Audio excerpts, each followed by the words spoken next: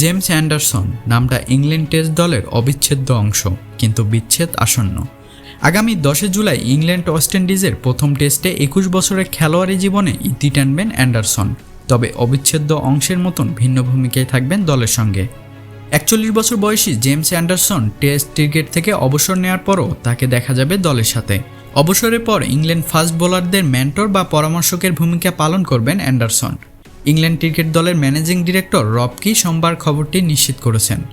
রব কি এ বিষয়ে বলেন, লর্ডস টেস্টের পরেও জিমি অ্যান্ডারসন আমাদের দলের সঙ্গে থেকে যাবে। সে মেন্টর বা পরামর্শক হিসেবে দলকে সাহায্য করবে। ইংলিশ ক্রিকেটে তার অনেক কিছু দেওয়ার আছে, আমরা সেই সম্ভাবনার মৃত্যু চাই না। অ্যান্ডারসন মেন্টরে কাজ করতে রাজি হয়েছেন বলে রব কি আরও জানান, আমরা যখন তাকে এ ব্যাপারে জিজ্ঞেস করি সে খুব আগ্রহ দেখিয়েছে। ভবিষ্যতে করার মতো অনেক কিছুই আছে তার জন্য। সে যদি খেলাটার সঙ্গে থেকে যায় তবে ইংলিশ ক্রিকেটে নিজেদের ভাগ্যবান ভাবতে পারে। জেমস অ্যান্ডারসন টেস্ট খেলেছেন মোট 187টি।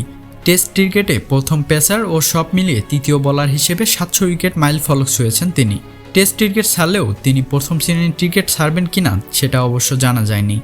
রব কি জানালেন, লর্ডস টেস্টের পরেই এ বিষয়ে সিদ্ধান্ত নিতে পারেন অ্যান্ডারসন। সে লঙ্কাশায়ারের হয়ে খেলবে কি খেলবে না সে বিষয়ে লর্ডস টেস্টের পরেই সিদ্ধান্ত নেবে।